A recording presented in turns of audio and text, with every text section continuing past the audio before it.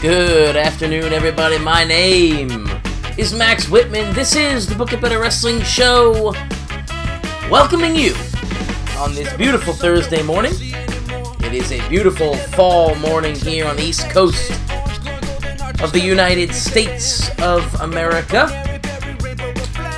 US of A. We are, Thursday. What's today's date? October 17th, and believe me, it feels like an October morning. It is chilly. It is rainy. It is not a great morning, but this is my weather. This is my weather. I love it. I am a fall kind of guy. How's everybody today? Well, so welcome to the show. So I was going to do a tutorial on booking a show. That's what this episode was going to be. We did our creative meeting just this past week. I was going to do an episode on tutorial on how to book a show, but I'm a little bit short on time. I do have my weekend coming up that I should be able to get something along those lines done. But I wanted to get something up today, and I'm a little bit short on time. So what this is going to be, it's just going to be your standard, probably about 10-15 minutes long. It's just going to be an episode of the show. All right, this is our first episode of North of the Border Wrestling. It is Wednesday, week 1 of January 2016. We're going to open it up with a pre-show match. As you can see, it's already up on your screen here. It's Amber Allen versus our women's champion Brooke Tyler. In a pre-show bout, decent wrestling, but little heat. Brooke Tyler defeats Amber Allen in 10-24 by submission. So this is actually, it scores a 64. So actually, Amber a 61, Brooke a 59. This is a possibility, possible feud that I'm looking at for the women's world title. Would be Amber Allen versus Brooke Tyler. I do have a couple of names that I'm trying to bring in, but current women on the roster, Amber Allen is probably where I'm looking at for our first challenger. And so I figured I'd get him on a pre-show bout, just to kind of test that out before committing to that. And the 64 is a pretty solid match for the women's division there. For the record, we are live in front of 9,896 fans at the Victoria Royal Athletic Park today. This is our only pre-show match. I will say before I start this episode, I'm not entirely happy with this episode. I don't really like the flow of it. You'll have to bear with me for a little bit, and had I done a tutorial on booking this show, I would have mentioned it. You'll bear with me a little bit. So, I'm not a huge fan of some of the storylines that are pre-booked for North of the Border. I could have canceled them. I don't have to do storylines with North of the Border. But one of the things I find with North of the Border, I don't particularly like the Sean Daly storyline, but I'm going to work with it just because it's there. I only have 2 weeks before the first pay-per-view, so a lot of things are going to feel rushed. So, what I will ask is, as we go through this episode, I think it's going to be a decent show. I'm just not totally happy with the flow of it. So, once we pass Big City Brawl, our January pay-per-view in 2 weeks, once we pass that, I think we'll be heading into Clash Classic. We'll be a little bit more together, I guess, is the word I'm looking for. And then certainly as we pass Clash Classic and go into the Ed Henson Cup and all that, then we're really going to start getting the ball rolling. But for now, like I said, I'm not super happy with the direction of this episode. It just felt kind of... I'm getting used to the characters. I'm getting used to the Cornell-verse. With North of the Border, I haven't played a whole lot of North of the Border. And so while we develop some characters and get that together, it's going to be a little bit, kind of seem like it's maybe a little bit all over the place. At least to me, that's how I felt. You can comment if you felt differently, if you agree, let me know, because it definitely is. This one felt like I was spinning my wheels a little bit, getting this going. It's also been a long time since I've played in general. I do have, probably before our next episode, we'll do I want to do, not a creative meeting, but I developed a kind of a depth chart that I think is really cool. Not really cool, but just is helpful. Basically, I have each one of my titles now has a depth chart. So it's got the champion at the top with like 4 challengers below it, and they'll kind of move around depth chart based on where I'm pushing them currently, where I see them at. I also have a new sheet on my planning template. It's going to be I'm keeping track of wins, losses, and ties. So we'll have win-loss ties, and the spreadsheet will automatically calculate a winning percentage. But then so we can kind of keep track of who should be challenging for titles. But then addition to that, I also have a point system now that ranks points based on it does points based on match ratings, which actually reminds me. I hope I have a pen down here. I don't think I have a pen here in the studio. Which actually reminds me, I need to keep track of the match ratings for this week's show. Not a big deal, though. I can just pull it back up after the episode is done. I can pull up the show and get the ratings. But long story short, so you'll get a worker would get 5 points for a match rated 96 to 100, 4 points for 90 to 95, 3 points for an 85 to an 89, 2 points for an 80 to an 85, 1 point for, I think, 70 to 80, and then 0 points for anything below that. Now, the point system is, for me, it has nothing to do with pushes. That's going to be wins and losses in terms of kayfabe-wise. So on-screen pushes and title defenses and title contendership will be based on winning percentage and wins and losses, for the most part.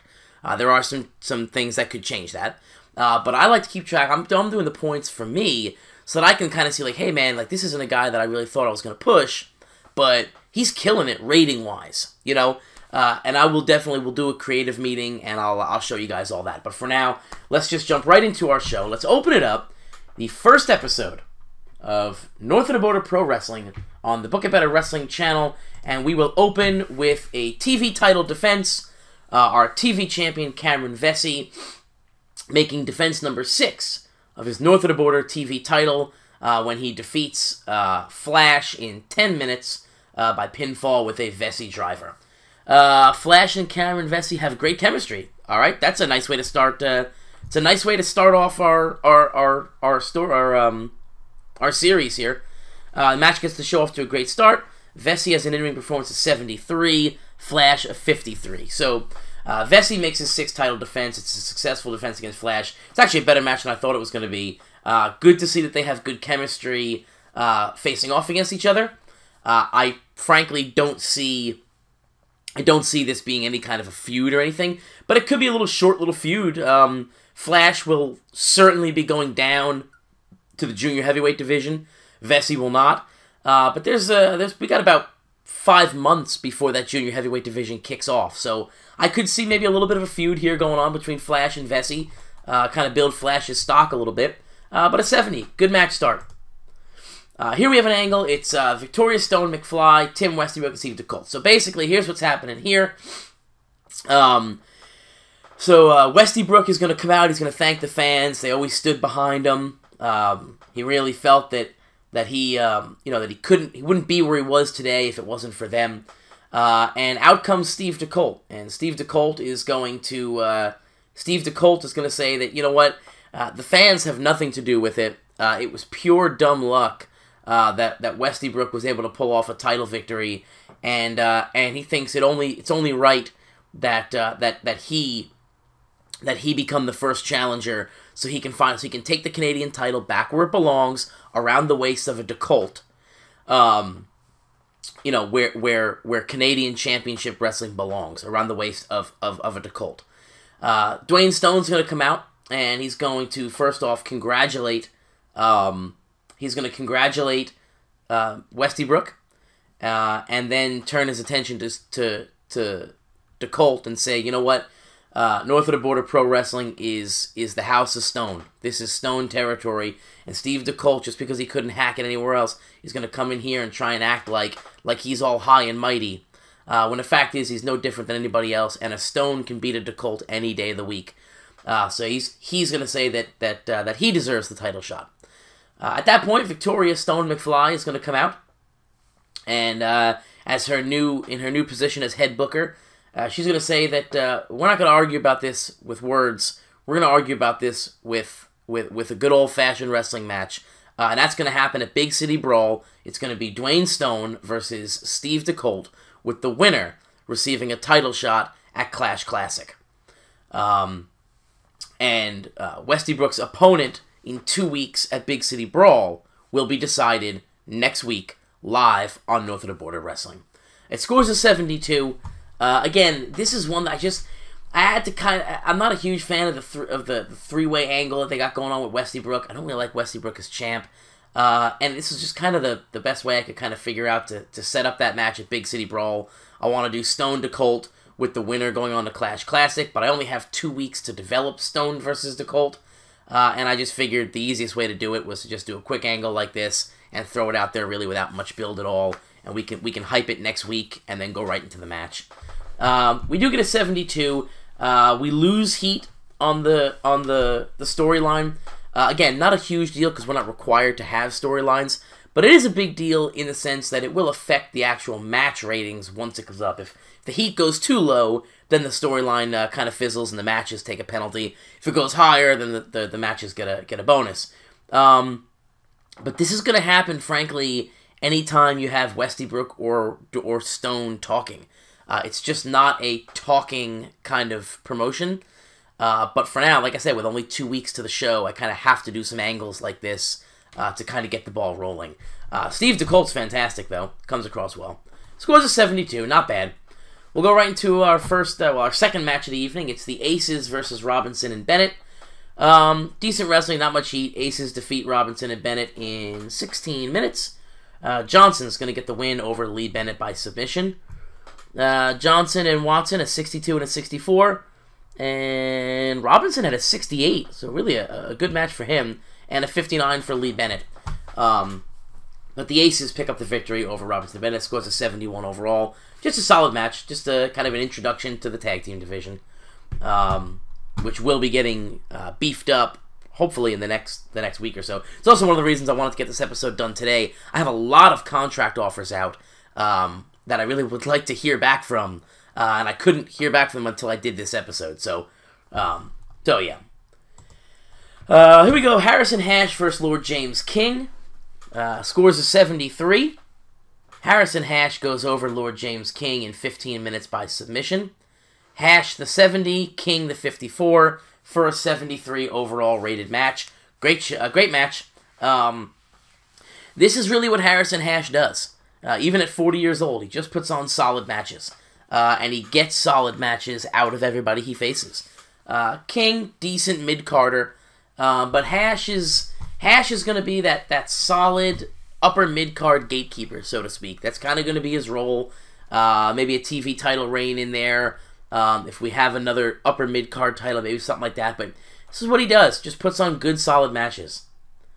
Moving on to our next segment. This is our main event of the evening. And it's Mighty Kavanaugh and Sean McFly versus Eric Strong and Johnny Bloodstone. Actually, this might not be our main event. No, it's not. I don't think it is. Eric Strong and Johnny Bloodstone defeat Kavanaugh and McFly in 19 minutes when Johnny Bloodstone defeats Mighty Kavanaugh by submission with a Bloodstone mutilation. Kavanaugh was the weak link here. That's interesting to see considering Eric Strong is in there as well. McFly pulls an 89.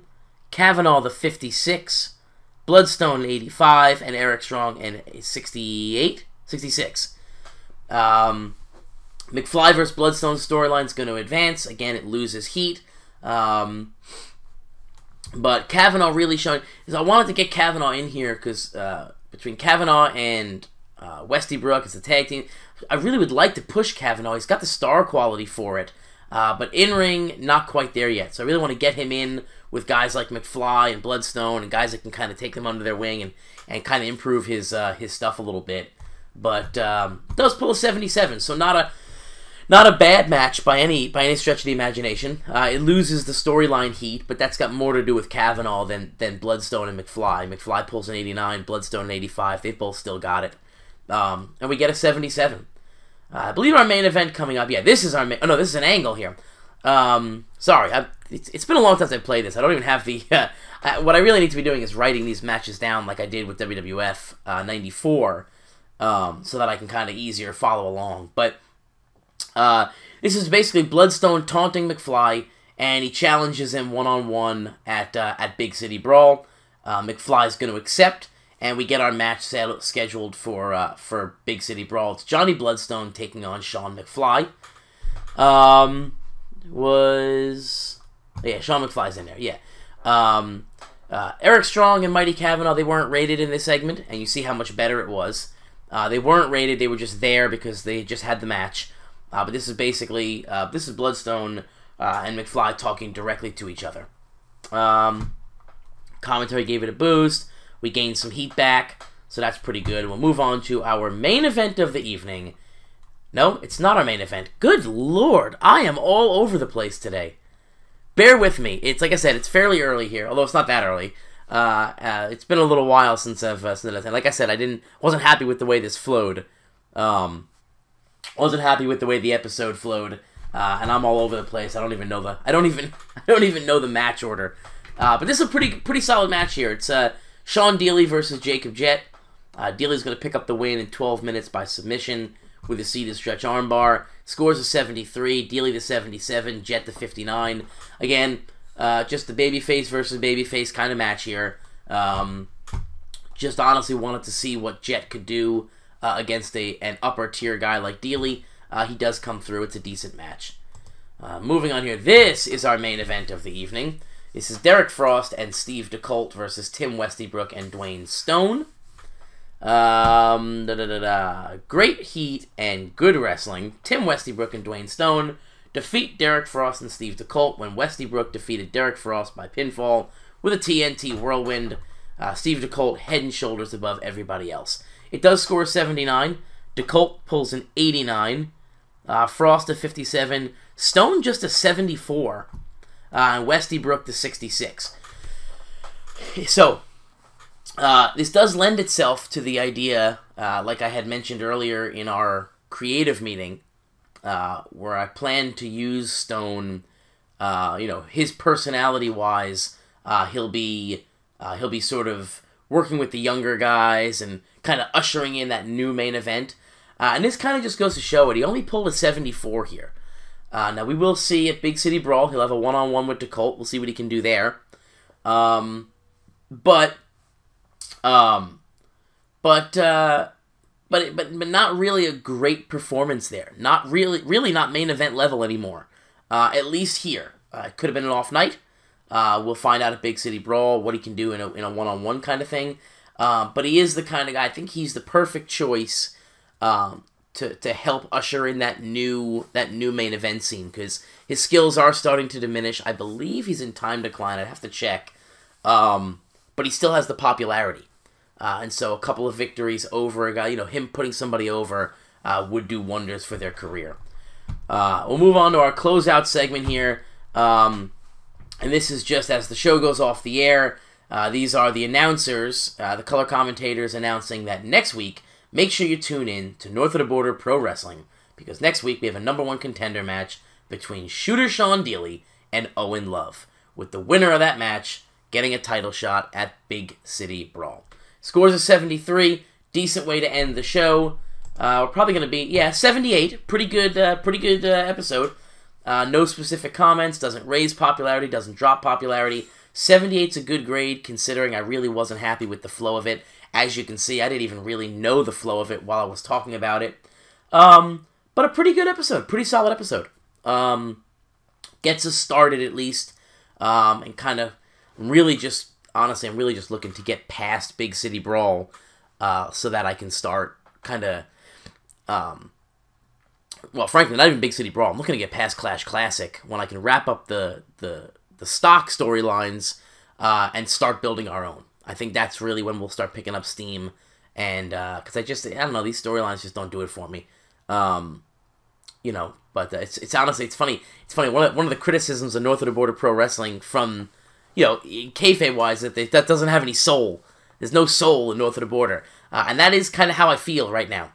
It's also not nearly as deep a roster as it initially appears. I had a really hard time. That's why Derek Frost was in the main event. I had a really hard time coming up with opponents for some of these guys. It's not not a deep roster at all. Now, I don't like huge rosters, but I am glad that I have the contract offers out that I do, because it really is. It's not a deep roster at all. There's really no mid-card singles workers. So hopefully on our next episode we'll get into some of those signings that we made. But so that's gonna do it for today. It's a 78 rated show. It's a B average. Not a bad show. Not a bad start. Hoping to pick up a little bit of steam as we roll through our first pay-per-view and into Clash Classic. We have one more week. One more episode of TV before Big City Brawl, and then we start to move into Clash Classic, which is essentially our WrestleMania, which will likely not be very WrestleMania-ish this year. But we'll see, and we'll start building some characters here. We'll start building some storylines, and start having a little bit of fun with the Cornellverse. So, guys, I want to thank you for stopping by. As always, it is a pleasure. It is my pleasure to sit down with you, be it on your lunch break or whenever you're sitting down and watching this. I want to invite you on back next week. Ideally, I'll get a couple of episodes recorded this weekend, and we'll kind of get into a real flow of with videos being uploaded for this series. I do enjoy it, and I really want to kind of get it rolling. It's just been a little bit of a crazy couple of months for me, and it doesn't really show any signs of slowing down. So hopefully we can get on a set schedule, but if not, I will try and get at least one of these up a week. So, folks, thanks for joining me. That's going to do it for this week. I will see you when I see you. Go on, get out of here, enjoy your day. Come on back whenever I come back for the next episode of the Book It Better Wrestling Show. Folks, have a good one. Get on out of here.